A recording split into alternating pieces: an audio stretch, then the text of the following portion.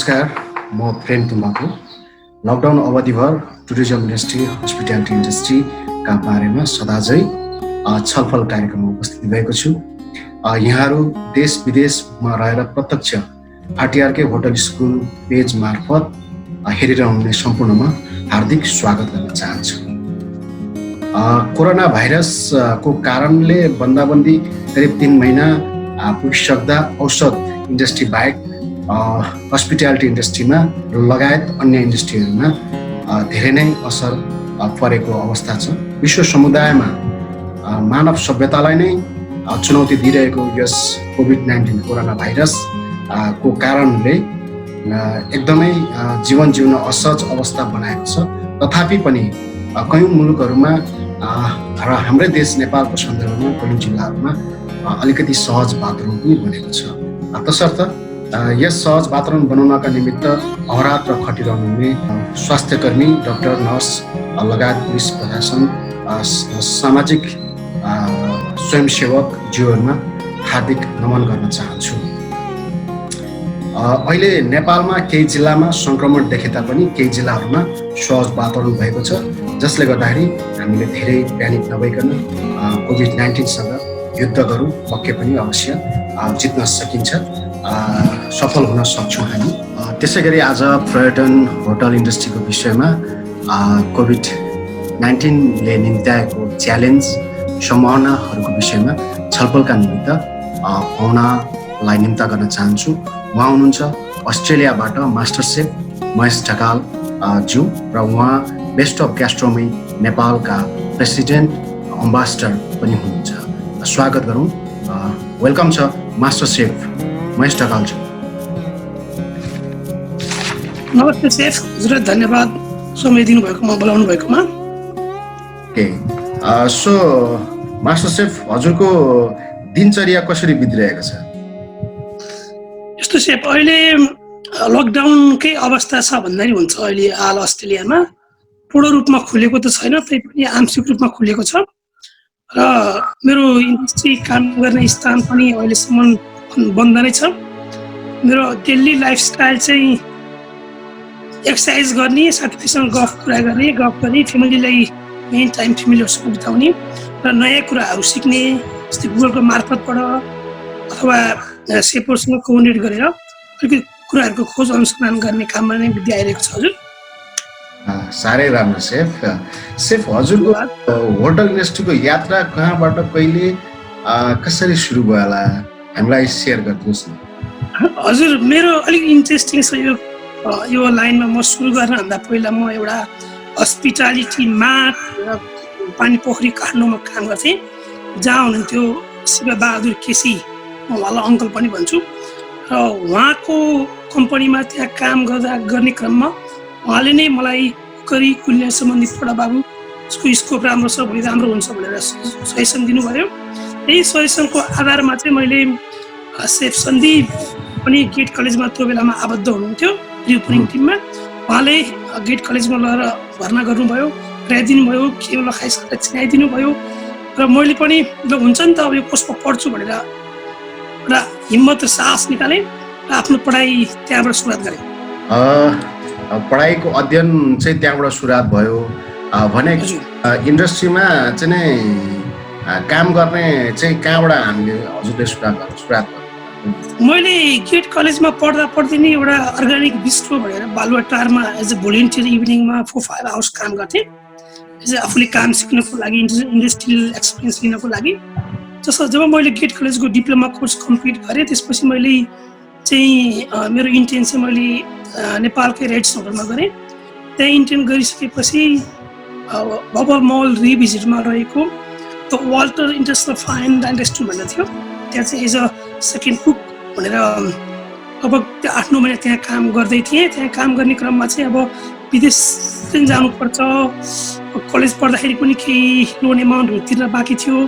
त्यसले गर्दाखेरि चाहिँ विदेशतिर खोज्ने क्रममा चाहिँ एभरेस्ट पेन पावरबाट Abu Dhabi Yas marina hotel, Yas आइल्यान्डको होटलको लागि म त्यसमा छानिएँ, जुन एउटा pre opening hotel, pre opening टिममा 2009 मा आबुधाबी गएँ। आबुधाबीमा लगभग त्यहाँ मैले 2 वर्ष काम गरेँ। 2 वर्ष काम गर्दाखेरि प्रमोसन प्लस एउटा सम्मान एउटा तपाईँको डिपार्टमेन्टले एउटा दिने जुन डिपार्टमेन्ट अफ द इयर भनेर जुन सबै कुराहरू मैले त्यहाँबाट पाएँ, जुन आफ्नो मेहनत थियो, जुन मैले सिक्ने अवसर पाएँ। मेरा अग्रसेफहरू जसको नाम लिनु पर्दाखेरि त्यहाँ मेरो शब्द कुजिन हुनुहुन्थ्यो सतीश सिनोवाई, उहाँ चाहिँ इन्डियन ब्रिटिस पासपोर्ट।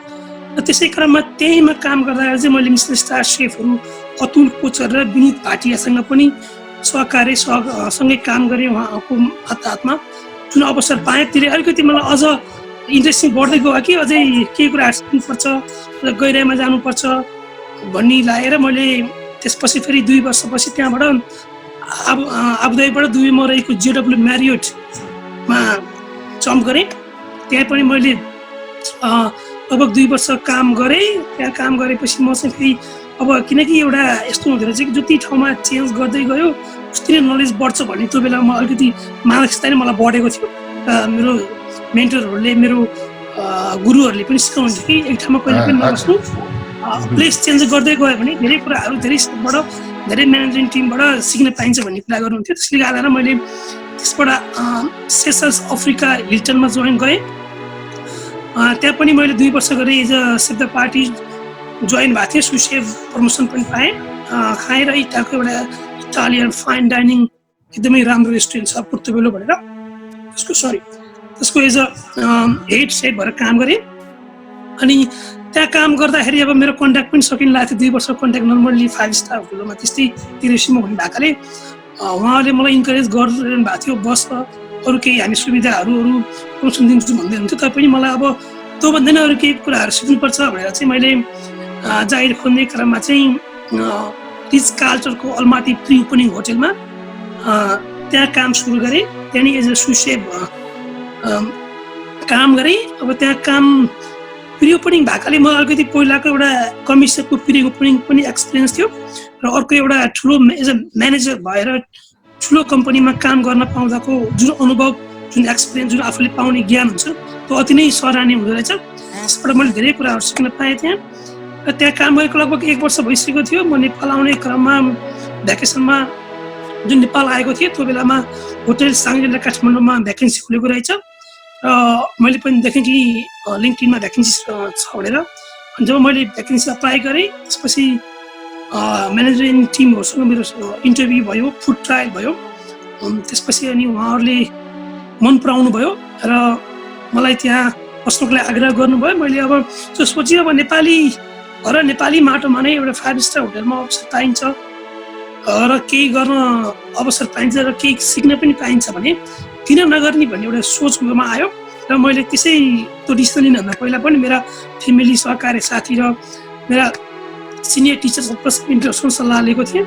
उहाँहरूले पनि यो गर्दा राम्रो हुन्छ, गर्नुहोस्, अगाडि बढ्नुहोस् भन्नुभयो। त्यसले गर्दाखेरि मैले जोइन गरेँ। होला मेरो तलब केही कम थियो होला, विदेशमा खाने $1000 कपाल अफ थाउजन्ड भन्दा पनि बढीका डलरहरू थियो होला मन्थली। तर नेपालमा तपाईँलाई हामीलाई थाहै छ हाम्रो बेसिक स्यालेरी अराउन्ड 1 लाखको हाराहारीमा हुन्थ्यो। मैले पैसा लगाएँ भन्दा पनि एउटा आफ्नो क्यारियरलाई चाहिँ अगाडि बढाउनको लागि, केही कुरा सिक्नको लागि र केही कुरा सिकाउनको लागि भनेर जोइन गरेँ। त्यसै क्रममा मैले वर्ल्ड वाइड हस्पिटालिटी अवार्डमा पनि एउटा स्थान जुन मलाई त्यहाँ नोमिनेट गरियो, जुन एउटा कम्पिटिसन थियो उनीहरूको भोटिङ कम्पिटिसन वर्ल्ड वाइड ग्यास्ट्रोको एउटा टिमबाट, वर्ल्ड वाइड हस्पिटालिटी अवार्ड फ्रान्सबाट। त्यसमा चाहिँ म पनि एउटा टप 3 एज अ फाइनलिस्ट भएर म बाहिर निस्केँ। त्यसपछि एउटा नेपाली सेफलाई पनि अन्तर्राष्ट्रिय स्तरमा चिनाउनको लागि त्यसले धेरै नै सहयोग पुर्यो र म आफै पनि एउटा चिन्न थालेँ। म पनि एउटा किचनबाट थोरै बाहिर मिडियामा, बाहिर फ्रन्ट अफ द हाउसतिर आउने, गेस्टहरूसँग सहकार्य गर्ने, जुन अब नेपालमा त अलिकति ट्रेडिसनल के रहेछ भने सेफ भनेपछि किचनभित्रै बस्ने, बाहिर नआउने, खाने पकाउने भन्ने मात्र जुन थियो त्यसलाई अलिकति ब्रेकअप गर्दै अगाडि बढ्न थालेँ। त्यसै गर्दै मिडियामा अगाडि आउने क्रममा धेरै मिडियामा अब तपाईँको नेपालको लगभग सबै राष्ट्रिय मिडियाहरू र केही टेलिभिजनहरूमा पनि मेरो कुकिङ सो र मेरो अन्तर्वार्ताहरू, मेरो प्रोफाइलहरू जुन पब्लिस हुन थाल्यो, सबैजनाले चिन्ने अवसर पाउनुभयो। र मैले पनि धेरै अग्रज र पायोनियर जुन विज्ञ हुनुहुन्छ हाम्रो इन्डस्ट्रीका उहाँहरूसँग भलाकुसारी र उहाँहरूसँग केही बुझ्ने अवसर पाएँ।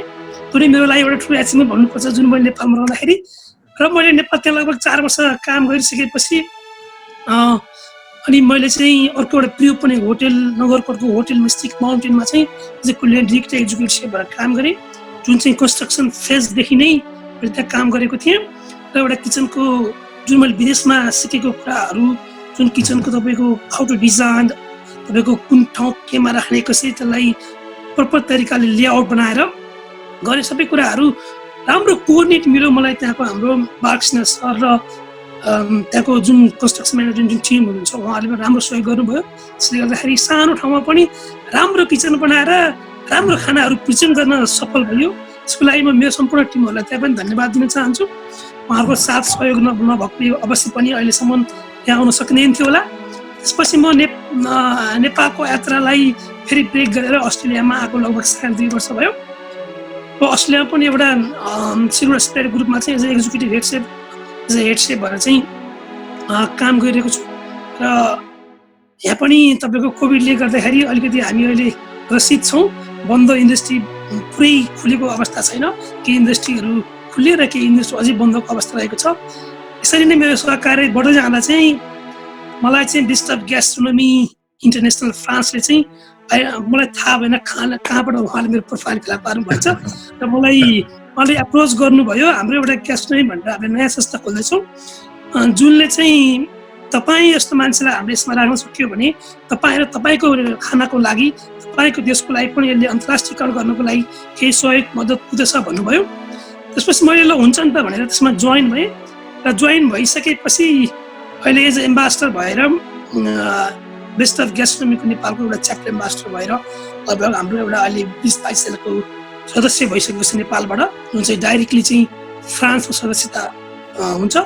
त्यसै आधारमा चाहिँ अहिले हामी अलिकति कसरी नेपाली ग्यास्ट्रोनोमीलाई, नेपाली टुरिज्म, फुड टुरिज्मलाई अगाडि बढाउनेलाई कसरी योगदान दिन सकिन्छ, अब आउने स्कोपहरू, महत्त्वपूर्ण कुराहरू के छन् भन्ने कुराहरू पनि डिस्कसमा लागिरहेका छौँ। र यसको महत्त्व हामी सबै नेपाली सेफले, सबै नेपाली जनले। ओके पनि सेफ, मैले हजुरलाई थोरै रोकेँ, हामी आउने नै छौँ होइन। सो हजुरले सेफले बेस्ट अफ ग्यास्ट्रोनोमी भनेर भन्नुभयो, यो ग्यास्ट्रोनोमीको बारेमा अलिकति संक्षिप्तमा जानकारी गराइदिनुहोस् न। म अहिले त बजारमा धेरै नै अलिकति 1 महिना भयो यसको धेरै नै व्याख्या र परिभाषाहरू गरिएको र गराइएको पाइन्छ। यसको लागि सबैजनालाई पनि धन्यवाद दिन चाहन्छु, किनकि जुन एउटा शब्द मैले बेस्ट अफ ग्यास्ट्रोनोमीमा आबद्ध भएर नेपाललाई पनि त्यहाँ जोड्ने अवसर जुन पाएँ, सबै नेपालीको लागि गर्वको कुरा हो। र योभन्दा पनि पहिला सुरेश बस्नेत सेफ र मैले 2015 र 16 हामीले बेस्ट अफ ग्यास्ट्रोनोमी इयर भनेर जुन लन्च गरेका थियौँ र हामीले सेभरल धेरैवटा दर्जनौँ कार्यक्रमहरू पनि गरेका थियौँ पहिले पनि हामी 2 जना मिलेर संयुक्तमा। र अब अहिले चाहिँ भन्नुपर्दा अलिकति म यसो व्याख्या गर्नुपर्दा ग्यास्ट्रोनोमी भनेको चाहिँ एउटा खाना र संस्कृतिको अध्ययन हो। यसको सिद्धान्त यो हो कि खाना एक कला हो र जुन चाहिँ एउटा विज्ञान, यसमा चाहिँ विज्ञान पनि जोडिएको हुन्छ। एउटा विज्ञान खाना भन्ने बित्तिकै यसमा एउटा साइन्स जोडिएको हुन्छ। त्यसैले यसको ग्यास्ट्रोनोमीले चाहिँ एउटा एन्थ्रोपोलोजी, मनोविज्ञान र दर्शन जस्ता अन्य सामाजिक विज्ञान विषयहरूलाई एकीकृत गर्नको लागि खानाको सामाजिक शास्त्रीय प्रभावको एउटा परीक्षण गर्नको लागि नै योगदान गर्दछ, जुनले चाहिँ हाम्रो सांस्कृतिक पहिचानदेखि लिएर हाम्रो मौलिकपनदेखि लिएर हाम्रो जुन भन्छौँ हाम्रो इथनिक फुडहरू, हाम्रो नेपालमा धेरै जात जाति कल्चर, हाम्रो भाषाहरू छन्, त्योसँग जोडिएर आउने एउटा जुन खानाको प्रेजेन्टेसन छ, त्यो नै एउटा ग्यास्ट्रोनोमी व्यवस्था छ मेरो बुझाइमा। ओके भने सेफ, सो मैले अलिकति चाहिँ यहाँनिर प्रसङ्ग जोड्न चाहेँ। अघि हजुरले भन्नुभयो ग्यास्ट्रोनोमी एउटा विज्ञान पनि हो भनेर भन्नुभयो होइन। सो मोलिकुलर ग्यास्ट्रोनोमी र ग्यास्ट्रोनोमीमा केही भिन्नताहरू छ होला? ग्यास्ट्रोनोमी र मोलिकुलर ग्यास्ट्रोनोमी भन्नुभयो होइन? हजुर, अब ग्यास्ट्रोनोमीको बारेमा मैले त अलिकति भने यसको बारेमा होइन, तर मोलिकुलर ग्यास्ट्रोनोमी चाहिँ योभन्दा अलिकति एक स्टेप फरवार्ड भन्छ यसलाई, अलिकति गहिरोसँग बुझ्न आवश्यक, किनकि एउटा मोलिकुलर ग्यास्ट्रोनोमी टोटल्ली एउटा साइन्समा आधारित छ।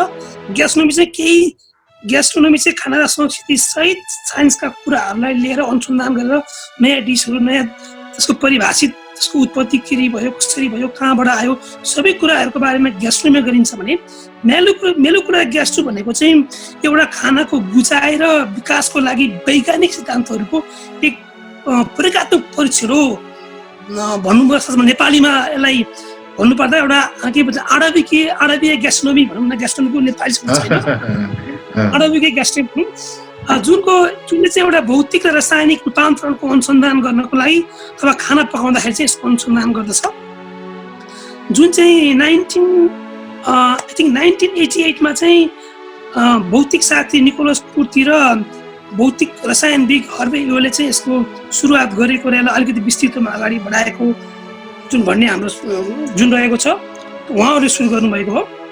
र अब यो वास्तवमा यसको भन्नुपर्दा चाहिँ आणविक ग्यास्ट्रोनोमी भनेको चाहिँ एउटा जेलहरूको रसायनलाई सांस्कृतिक र परम्परागत प्रसङ्गबाट यसलाई अलग गर्नु र कुनै पनि खानाको नयाँ सम्भावनाहरूको खोज गर्नु अथवा अनुसन्धान गर्नु नै मेलुकुलर ग्यास्ट्रोनोमी हो भन्ने बुझेको छु मैले।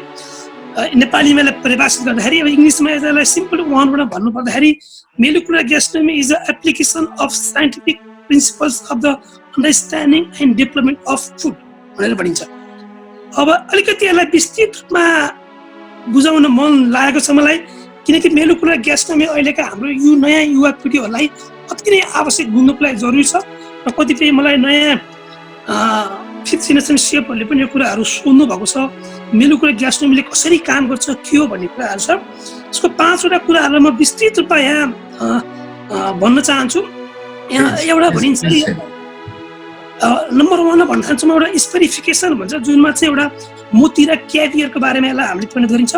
जुनलाई चाहिँ तरल पदार्थलाई चाहिँ एउटा मोती पल्स अथवा क्याभियरको रूपमा चाहिँ यसलाई चाहिँ अल्जानेट भन्छ। अल्जानेट र एउटा हावा जस्तो भएर बाहिर बस्छ, त्यो भयो।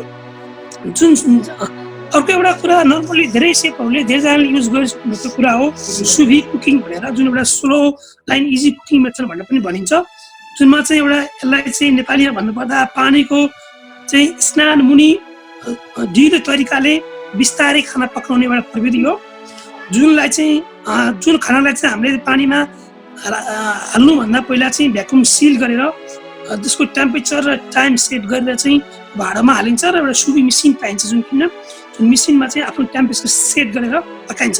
नर्मली यसको टेम्परेचर सेट भनेको तपाईँको 50 to 70 भन्छ, तर नर्मली मैले चाहिँ 45 to 65 डिग्रीमा पकाउने गरेको छु, किनकि एउटा जुन मोइस्चर टेन्डरनेस हुन्छ त्यसमा जति सोलो पकायो त्यति राम्रो भन्ने पनि छ। त्यसले गर्दाखेरि त्यो प्रविधि मैले त्यो टेम्परेचरमा युज गर्छु।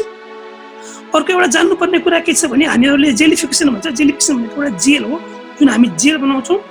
कुनै पनि तरल पदार्थलाई एउटा जेलमा लिक्विडलाई चाहिँ एउटा सोलिडमा चाहिँ ढाल्नको लागि, एउटा वस्तु बनाउनको लागि चाहिँ एउटा अगार, हामीले नेपालीमा अगार भन्छ, वास्तवमा यसको प्रनाउन्सिएसन एगर हो, इङ्ग्लिसमा चाहिँ एगर भनिन्छ, अथवा चाहिँ क्यारागिनी भनिन्छ। एगर र क्यारागिनीमा अलिकति डिफ्रेन्स भनेको दुइटै सिलबाट बनेको हो, तर एगर चाहिँ रेड सिलबाट बन्छ भने तपाईँको क्यारागिनी चाहिँ रेड एन्ड पर्पल सिलबाट बनाएको हुन्छ। यो पनि त्यही हाम्रो तरल लिक्विड पदार्थमा कुनै पनि फ्लेभर जुसहरूलाई चाहिँ ठोस पदार्थमा परिणत गर्नको लागि युज गरिन्छ। अर्को एउटा तपाईँको अत्यन्तै महत्त्वपूर्ण र इन्ट्रेस्टिङ पनि के छ भने एउटा ट्रान्सफर्मेसन प्रवृत्ति छ, जुन चाहिँ ट्रान्सग्लुटामिन भनिन्छ। यसलाई चाहिँ कुनै पनि मासुलाई चोर्नको लागि अथवा मासुको स्टेकलाई पातलो छ त्यसलाई मोटो बनाउनको लागि अथवा हाम्रो बेकनको स्ट्राइप्सहरूलाई सही ढङ्गले फ्याटहरूको तरिकाले बनाउनको लागि युज गरिन्छ। यसको अर्को भाषामा यसलाई चाहिँ मिट ग्लु पनि भनिन्छ। यो चाहिँ एउटा टेस्टलेस हुन्छ, त्यो एन्जाइम हो, एउटा पाउडरमा पाइन्छ। पाउडरलाई चाहिँ हामीले मासुको ब्रस गरी टाँसेर चाहिँ अथवा यसको ठुलो स्टिक पनि बनाउन सकिन्छ। यसलाई टाँसेर चाहिँ थिन एउटा आकार पनि दिन सकिन्छ। यसलाई भनिन्छ चाहिँ तपाईँको ट्रान्सग्लुटामिन भनिन्छ। यी भए हाम्रा मेलुकुलर ग्यास्ट्रोनोमीमा अहिलेसम्म प्रख्यात चलेका विधिहरू एउटा उहरू भए। लगभग मैले सबै प्रक्रियाहरू पनि युज गरिसकेको छु। मलाई धेरै नै इन्ट्रेस्टिङ छ। अलिकति मेहनत, अलिकति टाइम, अलिकति प्यासन चाहिँ यसमा चाहिँ अरूमा भन्दा चाहिँ धेरै कन्सिडर भएर अलिकति डिटेलमा चाहिँ यसको मात्राहरू गर्ने तरिकाहरू फोकस गर्नु जरुरी छ। यसको अर्थ हामी फिजिक्स र केमिस्ट्रीमा एकदमै हामी डुब्नु पर्यो। एकदम टोटली यसलाई चाहिँ फलो यसको रुल्स चाहिँ टोटली फलो गर्नुपर्ने हुन्छ अलिकति तलमाथि हुँदैन यसको धेरै टाइट हुने धेरै गिलो हुने अथवा फुट्ने होइन यी कुराहरू सफ्टनेस हुन्छ नि जुन हामीले खाँदाखेरि यी कुनै पनि कुराहरूमा स्वाद त हुँदैन तर यसले दिने आकार प्रेजेन्टेसन चाहिँ एउटा वा भन्ने हुन्छ आउटस्ट्यान्डिङ हेर्ने खालको राम्रो सो मैले अलिकति यता हाम्रो नेपालतर्फ म लागेँ किनभने हामी नेपाली हौँ नेपाली सेफहरू र हामीले हाम्रो चाहिँ प्रोडक्टहरूलाई प्रमोट नगरे कसको प्रोडक्ट प्रमोट गर्ने होइन कुरो हो त्यसै सन्दर्भमा हामीले चाहिँ हाम्रो नेपालको रहिथाने खानेकुराहरूलाई संसारभर कसरी प्रमोट गर्न सकिन्छ होला यसको बारेमा थोरै बढी हजुर हाम्रो पहिला हाम्रो नेपाली खाना हामी आफैमा एउटा यो खाना चाहिँ हाम्रो राष्ट्रिय खाना हो यो खाना चाहिँ हाम्रो नेपालमै आफ्नै इन्डस्ट्रीमा चाहिँ पकाउनु पर्छ बनाउनु पर्छ यसलाई चाहिँ प्रमोट गर्नुपर्छ भनेर एउटा हाम्रो बनिसकेको अवस्था छैन यसको लागि केही क्रियाकलापहरू त भइसकेका हुन् जस्तै हानलेदेखि लिएर गएर तपाईँको नेपाल टुरिज्म बोर्डले यसको प्रयास त जारी छ गरेको छ र यसलाई अझ अलिकति विस्तृत रूपमा यसको अनुसन्धान गरेर त्यसलाई चाहिँ हामीले लगभग 25वटा जुन खानाको अवधारणा ल्याएको थियो त्यसलाई 25वटा होइन मिनिमम 100वटा खाना जति चाहिँ हामीले एउटा नेपालको रैथाने खाना हो यसलाई चाहिँ एउटा हामीले राष्ट्रिय खाना बनाउन सकियो भने त्यसलाई पहिला चाहिँ हामीले नेपालमै प्रमोट गर्नु पर्यो नेपालभित्रै हाम्रो नेपाली सेफदेखि लिएर नेपाली इन्डस्ट्री हस्पिटालिटी इन्डस्ट्रीलाई राम्रोसँग यसको ज्ञान हुनु जरुरी छ र त्यसको गर्नको लागि पहिला के हुनु पर्यो भने हाम्रा नेपालभित्र रहेका सबै सङ्घ संस्थाहरू सबै सेफ एसोसिएसन फेडरेसनदेखि लिएर हाम्रा रेबान हान क्यान यी सबै संस्थाहरूको एक ठाउँमा मिलिमत हुनु जरुरी छ र खानाको एउटा अनुसन्धान गरेर त्यसलाई चाहिँ इनोभेटिभ भनेको नयाँ तरिकाले पस्कने जुन हामीले घरमा जुन गाउँमा हाम्रो संस्कृतिमा हाम्रो संस्कारमा जुन खाना खाइन्छ ती खानाहरूलाई चाहिँ अलिकति इन्डस्ट्रियलाइज गर्न सकियो भने र त्यो इन्डस्ट्रियलाइज गर्नको लागि चाहिने इक्विपमेन्टहरू अनि खाना मात्र हामीले लिमिट एउटा डिस बनाउन सजिलो हुन्छ वान टाइम प्रेजेन्टेसन गरेर देखाउनको लागि त्यसलाई इन्डस्ट्रियल रूपमा लानको लागि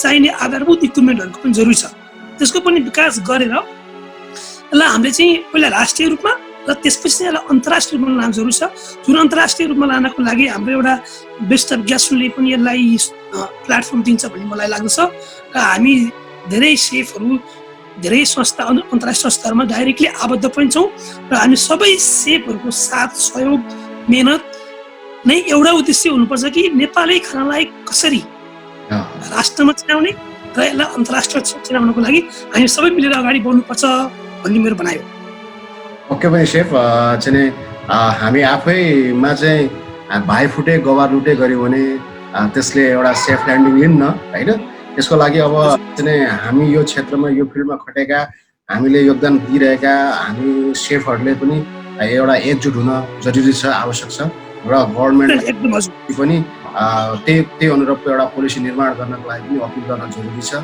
र त्यस पछाडि हामीले चाहिँ स्वदेश तथा विदेशमा राष्ट्र अन्तर्राष्ट्रमा चाहिँ हामीले हाम्रो रैथाने खानेकुराहरूलाई हाम्रो कल्चरहरूलाई हामीले प्रमोट गर्न सक्छौँ भन्ने नै हो पछाडि हामी अझ अलिकति विस्तृतमा हामी पछाडि आउनेछौँ म यहाँ अलिकति सेफलाई अलिकति मैले फरक प्रसङ्गमा लान चाहेँ किनभने अब बेला चाहिँ अब यो धेरै लामो समय अगाडि त हजुरहरूले चाहिँ सुरुवात गर्नुभएको बेलामा अलिक बढी दुःख थियो होटल इन्डस्ट्रीमा छिर्नको लागि होइन पढ्नलाई पनि दुःख नै थियो किनभने यो अन्य भन्दा पनि अलिकति महँगो कोर्स पर्न आउँछ होइन भन्दाखेरि चाहिँ अहिले एक किसिमका विद्यार्थीहरूमा अलिकति अब केही युवाहरूमा केही इन्ट्रेस्टेड छन् होइन जो चाहिँ अलिकति होटल इन्डस्ट्री को हस्पिटालिटी इन्डस्ट्रीको बारेमा चाहिँ पढेर चाहिँ के गर्न चाहन्छु भन्ने खालको सपनाहरू पनि बोक्ने नयाँ पुस्ताहरूलाई पनि भेटिएको छ र त्यस्ता खालका विद्यार्थीहरूलाई त्यस्ता खालका नयाँ पुस्ताहरूलाई होटल इन्डस्ट्रीमा आउनको लागि चाहिँ अथवा विद्यार्थीहरूलाई आउनको लागि चाहिँ के कस्तो कुराहरूमा ध्यान दिनुपर्छ होला संक्षिप्तमा यसो छोटकरीमा जानकारी गराइदिनुहोस्। पहिलो कुरा क्वेसन सोधिदिनु भयो धन्यवाद किनकि यो एउटा अति नै अहिलेको लागि र अब आउने पुस्तकको लागि एउटा चोइसको अप्सनको विषय बनेको छ कुलिनरी जगत हस्पिटालिटी सेक्टर भनेर केही वर्ष यतादेखि नेपालमा धेरै नै हस्पिटालिटी कलेज इन्स्टिट्युटहरू खोलिएको छ र कतिपय कलेजहरूले धेरै राम्रो काम गर्दै आउनुभएको छ भने कतिपय कलेजहरू ग्रोइङ अवस्थामा हुनुहुन्छ जुन चाहिँ एउटा इन्डस्ट्रीलाई अगाडि ल्याउन कसरी सकिन्छ, कसरी राम्रो उत्पादन गर्न सकिन्छ भन्ने कुरामा लाग्नुभएको छ। यसले जुनमा चाहिँ म के भन्न चाहन्छु भने सबैजना विद्यार्थीहरूले सबै लेभलको एजुकेसन अफोर्ड गर्न सक्दैनन् जस्तो लाग्छ, किन कुनै कलेज धेरै महँगो देखिन्छ भने कुनै कलेजहरू मिडियम खालको अथवा तल्लो लेभलको पनि छन्। त्यसले गर्दाखेरि आफूलाई कुन पाइक पर्छ, आफ्नो इकोनोमिक क्षमताले कुन कलेजलाई तपाईँको लागि बेस्ट हुन्छ त्यो चुज गर्नु जरुरी छ। किनकि शिक्षा भनेको सबै कलेजले प्राय पढाउने कुरा भनेको एउटा जुन मापदण्ड छ बेसिक पढाउने कुरा एउटै नै हुन्छ। किनकि तपाईँले धेरै तिर्यो भन्दैमा, धेरै महँगो कलेजमा पढ्यो भन्दैमा ऊ ठुलो हुने, चाँडै सेप भइने होइन, धेरै कुराहरू सिक्ने भन्दा पनि होला त्यहाँ केही टेक्नोलोजीहरू नयाँ अलिकति विस्तृत रूपमा गएको हुनसक्छ, पक्कै पनि हुनसक्छ। तर तपाईँलाई आफूले पाइक परेको आफ्नो इकोनोमिक स्ट्यान्डर्ड अनुसारको कलेज चुज गर्नुभयो भने तपाईँलाई एउटा कुरो आर्थिक भार नि भएन, तपाईँ लगायत तपाईँको फ्यामिलीको ब्याकग्राउन्डलाई पनि गार्जेनलाई तिर्न पनि सजिलो भयो।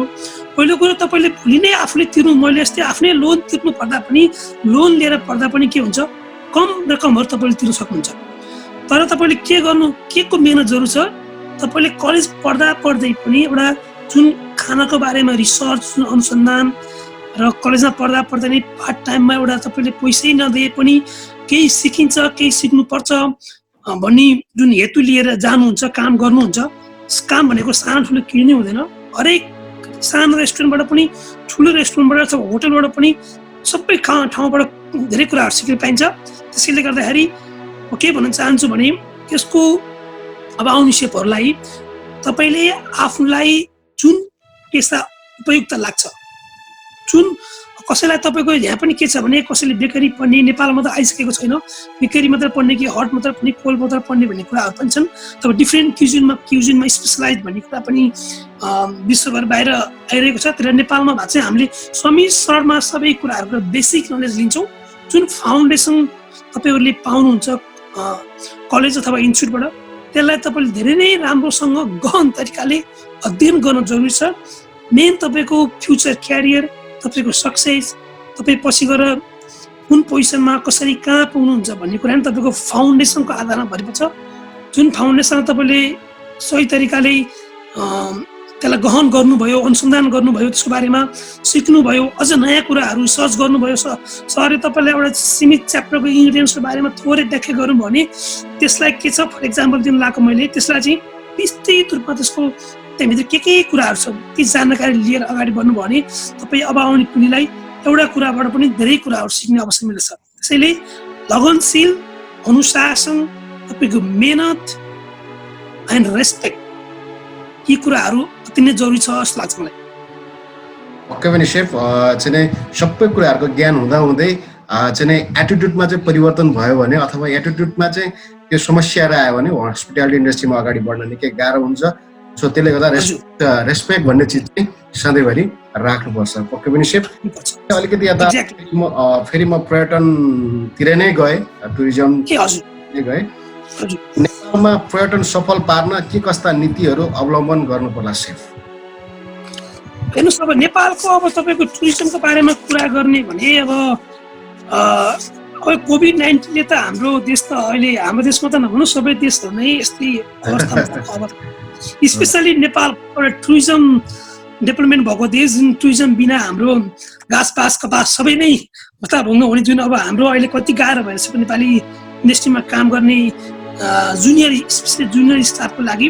किनकि उहाँहरूको जुन पारिश्रमिक पाउनुहुन्थ्यो, जुन खाउन भारी बोकेर अथवा गाइड गर्दाखेरि झोला बोकेर अथवा रेस्टुरेन्टमा भाँडा माझेर होइन, सरी कमाएर घर पालेर होइन, बच्चा बच्चीलाई खुवाएर भाडातिर बस्ने जुन हाम्रो एउटा जुन छ, त्यसलाई धेरै नै राम्रो अवसर पारेको छ। त्यसको अलावा नै म एउटा अलिकति के कुरामा जोड दिन पर्छ भन्ने कुराहरूलाई म अलिकति तपाईँलाई यहाँ एउटा कुरा गर्न चाहन्छु भने एउटा कुरो, नेपालको टुरिज्म इन्डस्ट्री सफल हुनको लागि पोलिटिकल स्टेबिलिटी हुन जरुरी छ। किनकि नेपालमा तपाईँको पोलिटिकलको अप एन्ड डाउन जुन कुरा कामहरू भइरहन्छन्, जुन एउटा जुन गेम भइरहन्छ, त्यसले गर्दाखेरि हाम्रो देशको इकोनोमिक सेक्टरलाई धेरै नै असर पारेको छ र डाइरेक्टली टुरिज्मलाई त्यसले असर पारिरहेको छ। एउटा त्यो भयो। अर्को कुरो भनेको तपाईँको अब नेपालको टुरिज्म सेक्टरलाई सपोर्ट गर्नको लागि नेपाल सरकारले र नेपाल सरकारका मातहतमा रहेका सङ्घ संस्थाहरूले नेपालभित्र रहेका नेपाली प्रडक्टलाई जस्तै अब हाम्रो अब भनौँ ग्यास्ट्रोनोमी टुरिज्म भयो, तपाईँलाई कुलिनरी टुरिज्म, फुड टुरिज्म भनौँ, यी कुराहरूलाई अलिकति एक्सन प्लान लिएर त्यसलाई युटिलाइज गर्न सकियो भने, यसलाई यसको बारेमा जनचेतना जगाउन सकियो भने र यसको बेनिफिटहरूको बारेमा चाहिँ लोकल्ली कम्युनिटीहरूमा अथवा गाउँ गाउँमा होइन जुन हाम्रो एउटा होमस्टेको परिकल्पना चलिरहेको छ त्यसलाई अझ विस्तृत रूपमा अलिकति लान सकियो भने तपाईँको डोमेस्टिक टुरिज्मले पनि हाम्रो आर्थिक स्थितिलाई अगाडि बढाउनको लागि केही न केही सहयोग गर्छ जस्तो लाग्छ मलाई। त्यस्तै गरी अर्को एउटा छ हाम्रो सस्टेनेबल प्लानको जरुरी छ, किनभने नेपालमा अब अहिले कोभिडले गर्दा बुझ्यौँ कि सस्टेनेबल टुरिज्मको लागि के कसो प्लान गर्ने भने ठुलो बसहरू गइरहेको भिडियोहरू अथवा डाइरेक्टली त्यसमा इल्म पनि भएको अवस्था छ। त्यसले गर्दा अलिकति हाम्रो देशमा रहेका लगभग अलि नयाँ तपाईँको लास्ट इयर 100 नयाँ डेस्टिनेसनलाई टुरिज्म डेस्टिनेसन जुन घोषणा गरियो त्यसलाई घोषणा मात्र होइन कि त्यहाँ रहेका लोकल प्रडक्टहरू के छन्, हाम्रा कल्चर संस्कृतिसँग जोडिएर र त्यहाँका खाना लोकालिटीको कुरालाई माथि ल्याएर त्यहीँ रहेका होटल रेस्टुरेन्टमा चाहिँ त्यो डिसहरूलाई पस्किने र त्यहाँको संस्कृतिलाई झल्काउने काम गर्न सकियो भने अझ सान्दर्भिक हुन्छ कि जस्तो लाग्छ मलाई। त्यस्तै गरी जुन अब यो अर्को एउटा म के थप्छु भने भिजिट नेपाल जुन 2020 त हाम्रो क्यान्सल भयो, तर यसैलाई कन्टिन्यू दिन नसके तापनि अर्को अब 2-3 वर्षपछि भिजिट नेपाल भनेर अर्को छिटै नै गर्न सकियो भने त्यसले पनि हाम्रो यो अलिकति तल परेको इकोनोमिकलाई नेपालको इकोनोमिकलाई टुरिज्म मार्फतबाट अलिकति माथि ल्याउनको लागि ठुलो नै सहयोग गर्छ कि जस्तो लाग्छ मलाई। त्यस्तै कुरा भनेको अर्को एउटा प्रमोसनल कुराहरू छन् हाम्रो नेपाल टुरिज्म बोर्डदेखि लिएर आहामदेखि लिएर होइन टुरिज्म मिनिस्ट्रीदेखि लिएर सरकारी तहबाट गर्नुपर्ने कामहरू नेपालको अलिकति कभरिङ नेपालको ब्युटिनेसलाई जुन हामीसँग रहेका जुन 10th वन्डरिङ धेरै कुराहरू छन् जुन हाम्रो इम्पोर्टेन्ट रहेका बुद्ध, माउन्टेन एभरेस्ट मात्र नभएर सबै कुराहरूलाई चाहिँ एउटा मार्केटिङ टुल बनाएर अथवा त्यसलाई क्याम्पेनिङ गरेर सोसल मिडियामा युट्युबमा होइन त्यसलाई लान सक्यो भने के हुन्छ तपाईँको अन्तर्राष्ट्रिय पर्यटकहरूलाई नेपाल ल्याउनको लागि पनि सहयोग पर्छ। किनकि तपाईँको के छ भने जति पनि धनाढ्य पर्यटकहरू हुनुहुन्छ विश्वभर घुम्ने नेपालहरू कमै आउनुहुन्छ, किनकि नेपालको बारेमा त्यति धेरै उहाँहरूको बारेमा त्यो नगएकोले उहाँहरू स्विजरल्यान्ड जाने, सिङ्गापुर जाने होइन युरोपतिर जाने छ। त्यसलाई अलिकति नेपालतिर बढाउनु राम्रो पर्यटन सस्टेनेबल टुरिज्मको लागि मार्केटिङको आवश्यकता छ, जसको लागि चाहिँ हाम्रो एयरपोर्टमा नै हामीले चाहिँ एउटा टी सर्ट नेपाल लेखेको होइन अथवा माउन्ट एभरेस्ट मात्र नभएर नेपालको अलिकति झल्किने टी सर्ट एउटा कम्प्लिमेन्ट्री सबै इन्टरनेसनल टुरिस्टहरूलाई एउटा गिफ्टको रूपमा प्रोभाइड गर्न सक्यो भने त्यो नै एउटा सानो कुरा तर थोरै खर्चमा तपाईँको विश्वभर धेरै पर्यटकहरूले वर्षौँ नेपालको बारेमा चिनिने एउटा मार्केटिङ टुल हुन्छ जस्तो लाग्छ मलाई।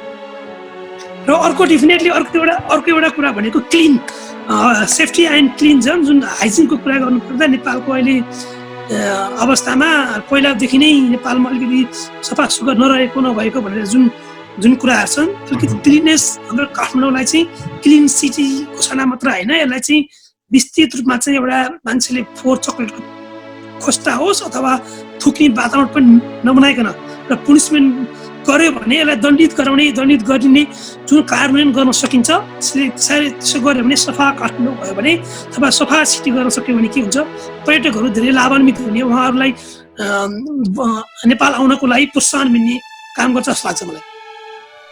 ओके पनि सेफ यो धेरै राम्रो चाहिँ बुदाहरू चाहिँ राखिदिनु भयो। यी बुदाहरूले पक्कै पनि नेपाल पर्यटनलाई चाहिँ सफल पार्नको लागि एउटा नीति नै यसले निर्माण गर्नेछ यी बुदाहरूले भन्ने हामी एउटा चाहिँ सल्लाह सुझाव दिन चाहन्छौँ यो चाहिँ इन्टरेक्सनको माध्यमबाट। र दोस्रो कुरो जुन अन्त्यमा तपाईँ हजुरले भन्नुभयो चाहिँ सफा भन्ने कुरो हो, किनभने सफा चाहिँ अति इम्पोर्टेन्ट। के अरे फोहोरमा किरा कमिला झिँगाहरू बस्छन् भने मान्छेहरू बस्छन्, यो कुरा हामीले बुझ्छ Exactly. होइन। बुझ्नु सक्नुहुन्छ र हाम्रो यसमा अलिकति एउटा कुरा मैले थपेँ भने नेपाल सरकारले नेपालको फुड सेफ्टीको एउटा जुन स्ट्यान्डर्ड जुन पुरानो हाम्रो एक्ट छ त्यसलाई परिमार्जित गरेर एउटा इन्टरनेसनल स्ट्यान्डर्डको एउटा एक्टमा लगेर त्यसलाई एक्ट बनाउनु मात्र ठुलो कुरो होइन, त्यसलाई चाहिँ प्रत्यक्ष रूपमा लागू गराउन जरुरी छ, लागू गरिनु पनि जरुरी छ।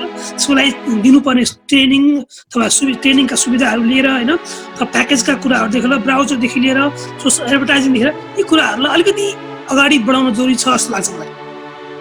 तपाईँ सेफ सो यति बेला चाहिँ अहिले लकडाउनले अथवा कोभिड-19 को कारणले गर्दाखेरि चाहिँ विश्व मानव समुदायमा नै एक किसिमको च्यालेन्जिङको अवस्था छ र त्यही च्यालेन्जिङको अवस्था चाहिँ हाम्रो नेपालमा पनि अछुतो रहन सकेन र अहिले अब नेपालमा चाहिँ धेरै युवाहरू जुन खाडी मुलुकबाट अथवा इन्डियाबाट होइन विभिन्न कन्ट्रीबाट चाहिँ फर्किने क्रम छ र अहिले गभर्नमेन्टले पनि योजना बनाइरहेको छ कि अब ती फर्किएका युवाहरूलाई चाहिँ ती चाहिँ श्रमहरूलाई आफ्नै देशमा आफ्नै गाउँठाउँमा चाहिँ प्रयोग गर्न पाए धेरै सहज हुन्थ्यो भन्ने छ।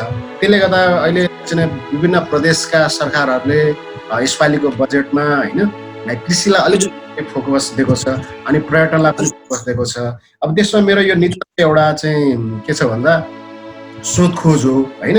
अब के भन्दाखेरि पनि युवाहरूमा त्यो खालको एउटा एक्साइटमेन्ट नहोला होइन, र बरु कृषिमा चाहिँ पर्यटन जोडेर होइन होइन एग्री इको पर्यटन होइन टुरिज्म भनेर चाहिँ जोडेर चाहिँ यदि लान सक्यो भने नेपालको अर्थतन्त्रमा कतिको सम्भाग बन्न सक्छ होला, यदि सक्छ भने कसरी सक्छ होला सेफ हजुरको थोरै यो धेरै नै ठुलो गहन प्रश्न हो र यो नेपालको परिप्रेक्ष्यमा कुरा गर्नुपर्दा यो हामीलाई फर्स्ट प्रायोरिटी दिनुपर्ने हाम्रो नेपाल नै एउटा एग्रिकल्चर कृषि प्रधान देश हो। वास्तवमा भन्यो भने अहिले चाहिँ हाम्रो अलिकति कृषि प्रधानमा युवाहरू विदेशी नै बाहिर जाने कारणले गर्दाखेरि धेरै नै कम भएको पाइन्छ। तर हामीले यसलाई सरसरी हेर्दाखेरि तपाईँको नेपालको जुन हाम्रो यो एक्सपोर्ट र इम्पोर्टको कुराहरू छन्, जुन हामीले नर्मल्ली विदेशबाट चाहिँ धेरै कुराहरू इम्पोर्ट गरिन्छ, लगभग एउटा तपाईँको वार्षिक रूपमाको आँकडा हेर्ने हो भने मेरो बुझाइमा छ तपाईँको लगभग 8 महिना जति 7-8 महिना जति हामीले खाने पर्ने हामीलाई चाहिने समग्रमा सबै कुरा गर्दाखेरि ती कुराहरू हामी इम्पोर्ट गर्छौँ, हामी विदेशबाट ल्याउँछौँ। मात्र हामीसँग कति उत्पादन हुन्छ भन्दाखेरि 4-4.5 महिनाको लागि खाने कुराहरू अथवा लाउने कुराहरू हाम्रो इकोनोमीका धेरै कुराहरू फ्याक्टर छन्। ती सबै फ्याक्टरहरू चाहिँ जम्मा हाम्रो more than half than less भनौँ न, यी कुराहरू चाहिँ हामीसँग उत्पादित छ। यसको लागि जुन अहिले अहिले नेपाल सरकारले लिएको नीति छ, त्यो नीतिलाई एउटा नीतिमा मात्र सीमित नभएर त्यसलाई सही तरिकाले कार्यान्वयन गर्नु जरुरी छ भन्ने त्यो लाग्छ मलाई।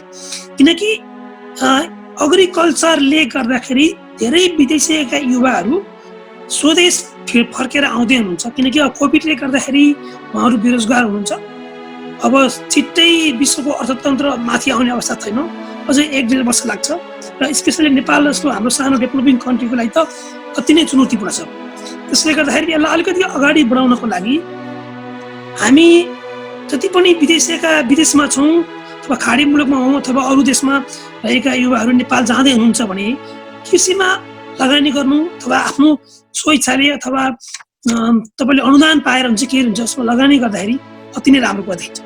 के भन्न चाहन्छु भने नेपाल एउटा आफैमा यति राम्रो ब्युटी छ, हाम्रो क्लाइमेटदेखि लिएर जोग्राफिकल डाइभर्सिटीदेखि लिएर आफैमा एउटा एग्रिकल्चर टुरिज्मको लागि बनेको देश हो यो। त्यसले गर्दाखेरि यसलाई कसरी गर्न सकिन्छ भन्ने कुरामा एउटा चाहिँ नेपाल सरकारले चाहिँ एउटा के प्र्याक्टिस गर्न जरुरी छ भन्दाखेरि sustainable agriculture tourism in Nepal भनेको एउटा जुन अवधारणा छ त्यसलाई चाहिँ प्र्याक्टिकल रूपमा चाहिँ यसलाई अगाडि बढाउनु जरुरी छ।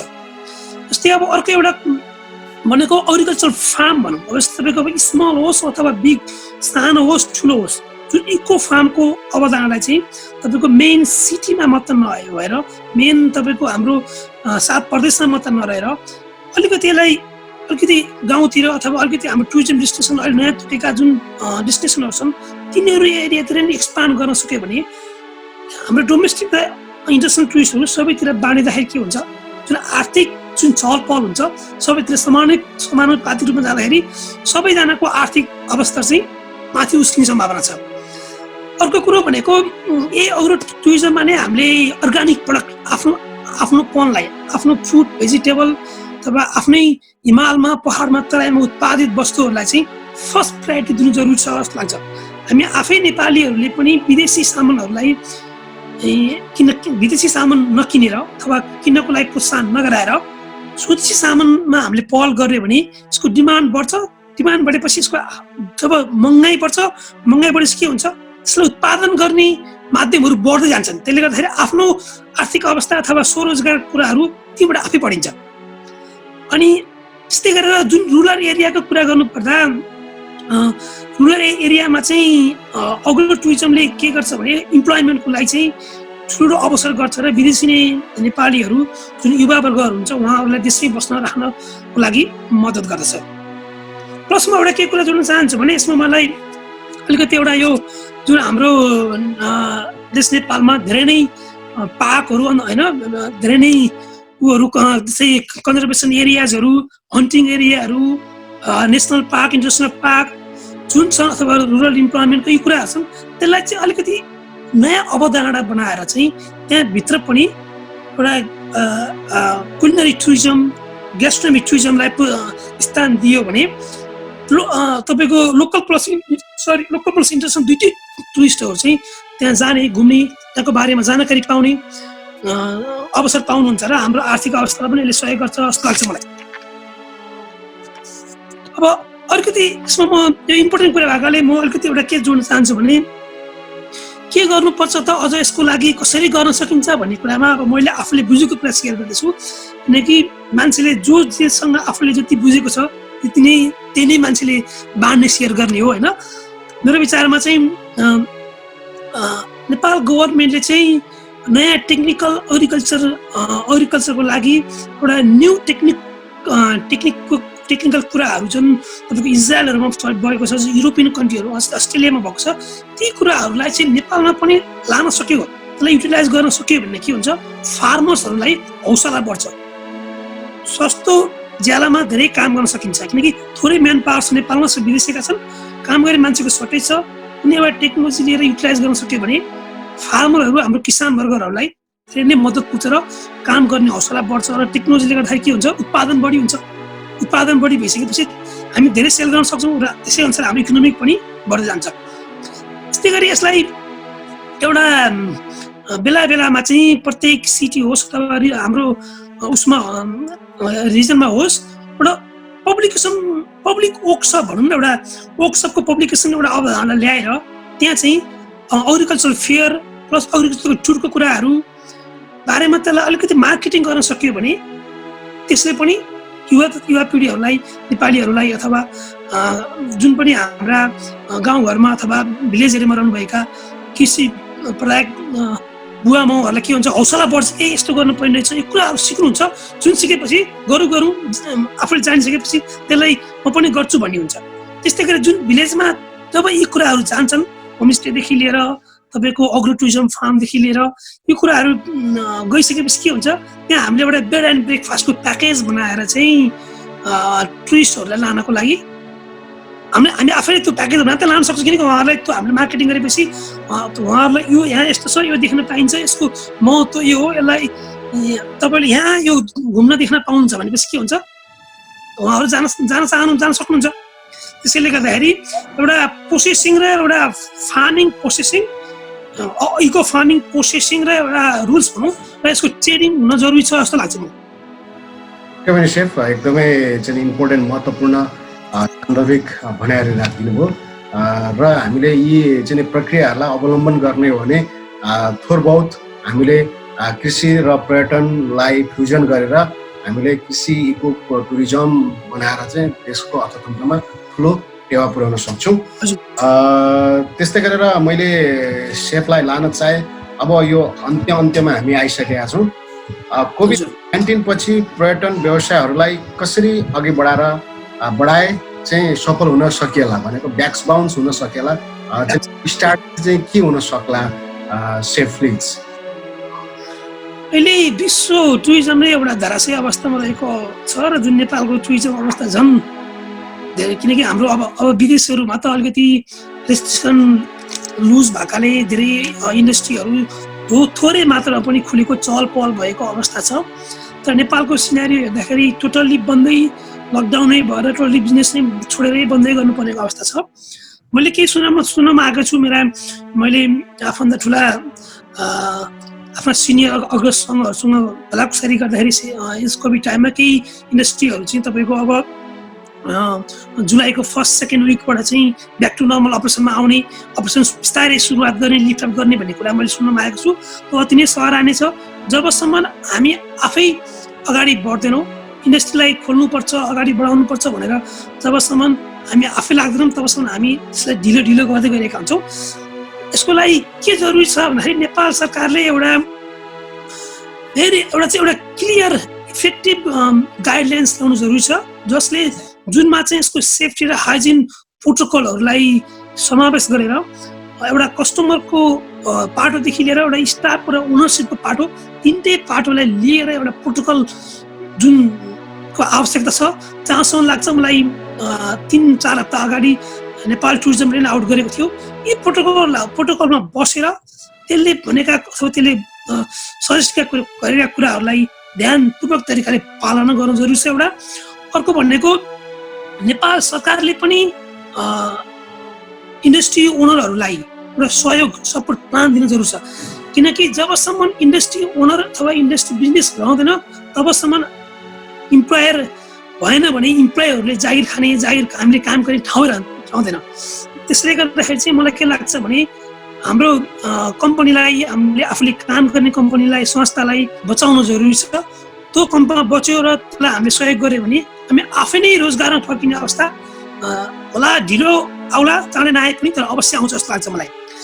त्यसको लागि चाहिँ जुन ओनरले पनि एउटा के भूमिका खेल्न जरुरी छ भन्ने मेरो विचारमा एउटा रिओपनिङ एक्सन प्लान भनेर सबै डिपार्टमेन्टसँग अन्तर्क्रिया गरेर म्यानेजमेन्ट टिमले आफ्नो प्रत्येक डिपार्टमेन्टलाई गर्नुपर्ने कुराहरू, सोसल डिस्टेन्सिङको कुरादेखि लिएर तपाईँको कन्ट्यान्सलेस थर्मोमिटर होइन, तपाईँ रेकर्डिङ स्टाफदेखि लिएर यसको जुन रेकर्डिङ तपाईँको टेम्परेचर रेकर्डिङ कुराहरू आउँछन्, सोसल डिस्टेन्सका कुरा आउँछन्, यो कुराहरूमा अलिकति धेरै नै इम्पोर्टेन्स दिएर लागि पर्नु छ जस्तो लाग्छ।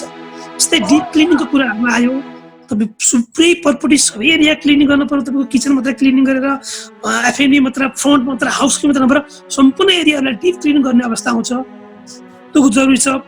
अब त्यो होला यसमा अलिकति कस्टिङको कुराहरू आउला, अलिकति महँगो पर्न जान सक्छ ओनरसिपको लागि, तर के छ भने त्यसलाई पनि कम गर्न सकिन्छ, किनकि सप्लाई चेनदेखि लिएर हामीले आयात गर्ने सामानहरूलाई जुन हाम्रो 4-5 वटा बिचमा जुन सप्लाईहरू जुन हुनसक्छ तिनीहरूलाई चाहिँ कम गरियो भने तपाईँको कस्ट केही न केही मात्रामा 5-10% कम भयो भने पनि त्यो 5-10%ले तपाईँको इन्डस्ट्रीको क्लिनिङ, हाइजिनिङ, तपाईँको प्रोटोकल पालना गर्नलाई त्यसले सहयोग गर्दछ। त्यसको लागि के गर्न सकिन्छ, तपाईँ आफै म्यानेजमेन्ट टिम आफै चाहिँ सपिङमा गयो, चाहिने कुराहरू आफैले सपिङ गरेर लिएर आयो भने के हुन्छ, तपाईँको अरू कस्ट चाहिँ सेभिङ हुन्छ। त्यसले गर्दाखेरि यी कुराहरूलाई ध्यान दियो भने सजिलो हुन्छ जस्तो लाग्छ मलाई। यस्तै कुरो चाहिँ अर्को एउटा प्लस एउटा सेनिटाइजरको चाहिँ के आएको छ भने हाम्रो होटल रेस्टुरेन्ट खोलिसकेपछि प्रत्येक ठाउँमा तपाईँको एउटा सेनिटाइजर बक्सहरूको राख्न अथवा सेनिटाइजर टेपरहरू राख्न जरुरी छ। तपाईँको इन्ट्रान्स मात्र नभएर एउटा तपाईँको प्रत्येक होटलको फ्लोरदेखि लिएर तपाईँको रेस्टुरेन्टदेखि लिएर लबी एरियादेखि लिएर सबै कुराहरूमा त्यो पनि राख्नु जरुरी छ। अर्को कुरोमा एउटा के सजेस्ट गर्न चाहन्छु भने एज मेरो एउटा आफ्नो पर्सनल एक्सपिरियन्स, प्रायः होटलमा हामीसँग लिफ्ट हुन्छ होइन, लिफ्ट भन्दा चाहिँ स्टेयरकेस युज गर्न सक्यो भने के हुन्छ, तपाईँको लिफ्ट भनेको धेरैजनाले टच गरिन्छ डाइरेक्टली होइन, त्यसबाट धेरैजनालाई सर्न सक्ने एरिया तपाईँको भाइरस अरूलाई पनि सर्न सकिन्छ। त्योभन्दा सकेसम्म उपयुक्त भएसम्म स्टेयरकेस युज गर्न सक्यो भने त्यसले चाहिँ हाम्रो यो भाइरस स्प्रेड हुनुको लागि केही सहयोग गर्छ, कम गर्छ जस्तो लाग्छ मलाई। अनि अर्को च्यालेन्ज देखेको भनेको फ्रन्ट अफ द हाउसकिपिङ र एफएनबी, किनकि यी डिपार्टमेन्टहरूमा हामीले इन्डस्ट्री खोल्यौँ भने पनि डाइरेक्टली तपाईँले पहिला जस्तो सोधपूर्त रूपमा चाहिँ गेस्टलाई बोलाउने के अरे गेस्ट आउने बित्तिकै गेस्टलाई लिएर रेस्टुरेन्टमा लगेर बसाएर खाने, होटलमा लगेर रुममा लगेर खाने अवस्था आउँदैन। यसको लागि चाहिँ हामीले होला एउटा स्केड्युल बनाएर थोरली डिप क्लिनिङ गर्नको लागि तपाईँ एउटा अल्टरनेटिभ टेक्नोलोजीहरू युज गर्न जरुरी छ जस्तो लाग्छ मलाई। डाइरेक्टली तपाईँको सोसल किनकि एउटा हामीले सेफ भएर हामीले खाना बनाउँछौँ होला, सेफ तपाईँको लिमिट होला, सधैँ आइरहने उनीहरूको चेक जाँच भइरहला, तर कस्टमर त धेरै ठाउँबाट धेरै ठाउँमा घुमेर धेरै मान्छेहरूलाई भेटेर आएको हुन्छ। उहाँहरूको रेकर्ड राख्न जरुरी छ र उहाँहरूको रेकर्ड राखेर पनि उहाँहरूलाई चाहिँ एउटा रेस्टुरेन्टभित्र पनि हामीले खाना खुवाउँदा पनि उहाँहरूलाई चाहिँ बफे सिस्टम बन्द गरेर सकेसम्म उपयुक्त भएसम्म एउटा distance social distance table maintain गरेर उहाँहरू एउटा ग्रुपलाई उहाँको लागि एउटा राख सक्यो भने के हुन्छ, बुफेबाट धेरैलाई स्पिड हुन सक्ने सम्भावना हुन्छ। तर इन्डिभिजुअल खान सक्यो भने सीमित ठाउँमा सीमित एरियामा सेनिटाइज गर्ने बित्तिकै अरूलाई सर्ने सम्भावना कम हुन्छ। त्यसले गर्दाखेरि हामीले अलिकति अल्टरनेटिभ कुराहरूमा ध्यान दिन जरुरी छ। एउटा बफेको सिस्टम भन्दा अथवा डाइनिङ सिस्टम भन्दा टेकअवे हुन्छ कि होइन, त रुममा डाइरेक्ट लिएर दिने कुरा हुन्छ कि। जस्तै रुमकै एउटा इक्जाम्पल दिउँ भने तपाईँको सबैभन्दा रिस्की भनेको हाउसकिपिङ डिपार्टमेन्टलाई छ, किनकि त्यही रुममा हामीले रुम बारम्बार सेल गर्नुपर्छ र थोरली क्लिन पनि गर्नुहुन्छ। कतिपय गेस्टहरू त लङ टाइम बस्नुहुन्छ, जुन लङ टाइम बस्दाखेरि उहाँको लिनेहरू होइन टावलहरू चेन्ज गर्नुपर्ने हुन्छ। त्यो अवस्थामा त अलिकति रिक्स चाहिँ हाउसकिपिङ आफैलाई पनि रिक्स छ त्यहाँ गएर क्लिन गर्नको लागि। त्यसको लागि मेरो विचारमा के गर्न सक्छ जस्तो लाग्छ भने जुन चेन्ज गर्नुपर्ने टावल, नयाँ धोको नयाँ टावलहरू, बेडसिटहरू जुन हुन्छन् त्यसलाई प्लास्टिकको पोकोमा हाल्ने र गेस्टलाई पहिले नै तपाईँको चेक इन भन्दा पहिले इन्फर्म गरेर फोनबाट रुममा फोन गराउने, त्यहाँ तपाईँको यो छ त उहाँहरूले आफैले चेन्ज गर्नुहुन्छ। टावल पुरानो टावल प्लास्टिकमा हालेर प्याक गरिदिनुहुन्छ, नयाँ टावल र बेडसिट आफैले हालेर चेन्ज गर्न सक्नुहुन्छ। एउटा अल्टरनेटिभ उपाय त्यो पनि हो कि, किनकि त्यो रुममा त उहाँहरू बस्नुन्जेल उहाँको लागि मात्र जरुरी भयो नि त। तपाईँको उहाँले छोडेपछि पो हामीले थ्रोली क्लिन गर्ने भन्ने कुरा आउँछ त। उहाँ बस्दा बस्दा चाहिँ ती कुराहरूलाई अलिकति गिरे कार्य गर्न सक्यो भने अवश्य पनि हाम्रो टुरिज्मले, हाम्रो होटल इन्डस्ट्रीले, हाम्रो रेस्टुरेन्टले बाउन्स ब्याक हुन्छ जस्तो लाग्छ मलाई। टाइम त अवश्य पनि लाग्छ, छिटै हुने कुरा त होइन। तपाईँको वर्ष दिन मिनिमम हामीले 6 महिनाबाट केही स्टार्ट अपग्रेड हुन थाल्यो भने वर्ष दिन 1.5 वर्षभित्रमा चाहिँ धेरै नै सहयोग पुग्छ जस्तो लाग्छ। र हामी जस्तै जस्तै सेफहरू जति पनि बेरोजगार हुनुहुन्छ इन्डस्ट्रीमा काम गर्ने सबैजनालाई चाहिँ ब्याक टु आफ्नो काममा आउनलाई मद्दत गर्दछ र आफ्नो उहाँहरूको आर्थिक अवस्थाको लागि पनि अहिले त धेरै नै गाह्रो छ, धेरै नै गाह्रो छ। जहाँसम्म मैले बुझेअनुसार कतिपय सेफहरू अहिले नेपालमा वास्तवमा एउटा भन्ने भने तपाईँको कोरोनाले मरेको भन्दा आत्महत्या गरेर मरेको रेकर्ड चाहिँ धेरै आइरहेको छ। किनकि भोकमरी, तनाव, मानसिक तनाव धेरै कुराहरू भएकाले गर्दाखेरि मान्छेहरूको धेरै नै प्रतिक्रियाहरू, आफ्नो सोचाइहरू होइन ती कुराहरू सोसियल मिडियामा नै पोखिन थालेका छन्, देखिन थालेका छन्। त्यसैले गर्दाखेरि हामीलाई चाहिँ सकारात्मक भएर सकारात्मक सोच लिएर आफूलाई स्ट्रङ राखेर स्ट्रङ महसुस गरेर पोजिटिभ कुराहरूलाई फोकस गरेर सोचेर पोजिटिभ कामहरू गरेर बस्नु जरुरी छ जस्तो लाग्छ। पक्कै पनि सेफ, तपाईँसँगको यो भलाको शरीरमा धेरै कुराहरूको ज्ञान भयो होइन, र हामीले धेरै कुराहरू सिक्ने मौका पायौँ र चाहिँ अरू यो कुराहरू अरूलाई पनि सेयर गर्ने मौका पायौँ। र वास्तवमा अहिले साँच्चै नै तितो यथार्थ हजुरले अहिले भन्नुभयो चाहिँ कोरोनाको कारणले भन्दा बढी आत्महत्याको कारणले चाहिँ भयावह स्थिति पनि भइरहेको अवस्था छ। अनसिन तर अब यसलाई बाहिर निकाल्ने भने बडो भयावह छ होइन। त्यसले गर्दा सानो एकजना यात्रीको भनाइ म यहाँ जोड्न चाहन्छु। Suicide don't end the chance of life getting worse, it eliminates the possibility of it ever getting any better. भनेको आत्महत्याले जीवनको खराब अवस्था अन्त्य गर्दैन, यसले अझ राम्रो हुने सम्भावनालाई अन्त्य गरिदिन्छ। र आज चाहिँ इन्ट्याक्सन विथ मास्टर सेफ महेश ढकालज्यूसँग हामी चाहिँ छलफलमा थियौँ र आज हामीले चाहिँ पर्यटन होटल इन्डस्ट्रीको विषयमा र कोभिड-19ले निम्ताएको च्यालेन्ज अनि यसको सम्भावनाहरूको विषयमा हामीले छलफल गऱ्यौँ। र हाम्रो आजका चाहिँ पाहुना हुनुहुन्थ्यो चाहिँ बेस्ट अफ ग्यास्ट्रोनोमी नेपालका president master chef Mahesh Dhakalji हुनुहुन्छ। र आज हामी कार्यक्रम अन्त्यमा भएका छौँ र चाहिँ अन्त्यमा सेफ हजुरलाई केही कुराहरू सेयर गर्न छ? मलाई यो कार्यक्रम बोलाउनु भयो हजुर सेफलाई धेरै धेरै धन्यवाद। एउटा सानो कुरा म आज के जोड्न चाहन्छु अन्तिममा जाँदै भने अब अहिले हाम्रो सोसल मिडियामा हाम्रा सेपहरू धेरै नै बेरोजगार छौँ, हामीसँग टाइम छ, धेरै कुरा बारेमा हामीले क्रिया प्रतिक्रिया गरिरहेका छौँ। सबैजनाको आफ्नो एउटा पर्सनल थट हुन्छ, आफ्नो सोचाइ हुन्छ होइन, आफ्नो पर्सनल कुरा हुन्छ, आफूलाई जे कहाँ के गर्न मन लाग्छ त्यो हुन्छ। त्यसले गर्दाखेरि हामीले नकारात्मक कुराहरूलाई प्रोत्साहन दिएर त्यसलाई स्थान दिएर अगाडि बढ्नुभन्दा नि सकारात्मक कुराहरूलाई प्रोत्साहित गर्यो भने अब आउने पिँढीहरूले पनि तपाईँ हामीबाट केही सिक्न अवसर पाउँछन् जस्तो लाग्छ। जब हामीले आफैले नकारात्मक कुरा गर्छौँ तपाईँ अनि तपाईँलाई अरू साथीहरूले के बुझ्नुहुन्छ त्यो मान्छे आफै नकारात्मक छ त छैन के हो भन्ने कुराको क्वेसन मार्क तपाईँलाई आफैलाई आउन सक्छ। त्यसैले गर्दाखेरि अहिले हाम्रो हल्ला भएको एउटा मास्टर सेफ भन्ने जुन एउटा टाइटल छ यो अलिकति के म एउटा मेरो बुझेको कुरामा के क्लियर पार्न चाहन्छु यहाँ भने धेरै साथीहरूले मास्टर सेफको टाइटल किन्नुभयो, पैसा दियो, सर्टिफिकेट जुन किन्यो भन्ने जुन भाव छ यो कुनै पनि मास्टर सेफ भनेको टाइटल तपाईँले 1-2 वर्ष काम गरेको भरमा र पैसा तिरेको भरमा पाइने उपाधि होइन।